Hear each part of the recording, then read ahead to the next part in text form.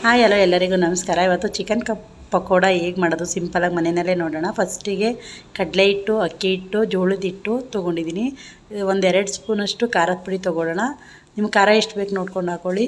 Ginger garlic paste, ಸ್ವಲ್ಪ ಅರಶಿನ ಪುಡಿ, ಚಿಲ್ಲಿ ಫ್ಲೇಕ್ಸು, ಉಪ್ಪು, ಕರಿಬೇವು ಹಾಕಿ ಅದನ್ನು ಸ್ವಲ್ಪ ನಿಂಬೆಹಣ್ಣಿನ ರಸ ಹಾಕಿ ಒಂದು ಅರ್ಧ ಹೋಳಷ್ಟು ಹಾಕಿ ಪಕೋಡ ಥರ ಗಟ್ಟಿಯಾಗಿ ಕಲಸಿ, ನೀರು ಥರ ಕಲಿಸ್ಬೇಡಿ. ನಂತರ ಗ್ಯಾಸ್ ಆನ್ ಮಾಡಿ ಅದಕ್ಕೆ ಒಂದು ಕಡಾಯಿ ಇಟ್ಕೊಂಡು ಎಣ್ಣೆ ಬಿಟ್ಕೊಳ್ಳೋಣ. ಎಣ್ಣೆ ಫ್ರೈ ಆಗೋಕ್ಕೆ ಎಷ್ಟು ಬೇಕೋ ಅಷ್ಟನ್ನು ಹಾಕ್ಕೊಳ್ಳಿ. ಎಣ್ಣೆ ಚೆನ್ನಾಗಿ ಕಾದ ನಂತರ ನಾವು ಚಿಕನ್ ಹಾಕಬೇಕು. ಎಣ್ಣೆ ಕಾದಿಲ್ಲ ಅಂದರೆ ಚೆನ್ನಾಗಿರಲ್ಲ. ಒಂದು ಸ್ವಲ್ಪ ಚೆಕ್ ಮಾಡಿ ಅದಾದಮೇಲೆ ಚಿಕನ್ ಒಂದೊಂದೇ ಬಿಟ್ಟು ಒಂದು 10ರಿಂದ 12 ನಿಮಿಷ ಮೀಡಿಯಮ್ ಉರಿದಲ್ಲಿ ಒಂದು ಸೈಡೇ ಬೇಯಿಸಿ. ಯಾಕೆಂದರೆ ತುಂಬ ಹೈ ಫ್ಲೇಮು ಇಡಬಾರ್ದು. ಹೊರಗಡೆ ಬೆಂದಿರುತ್ತೆ, ಒಳಗಡೆ ಬೆಂದಿರಲ್ಲ. ಸ್ವಲ್ಪ ಬೆಂದ ನಂತರ ತಿರುಗಿಸ್ಕೊಂಡು ಅದಕ್ಕೆ ಒಂದೆರಡು ಗ್ರೀನ್ ಚಿಲ್ಲಿ ಅಷ್ಟು ಈ ಥರ ಕಟ್ ಮಾಡಿ ಕರಿಬೇವು ಹಾಕ್ಕೊಂಡು ಅದರಲ್ಲೇ ಫ್ರೈ ಮಾಡಿ.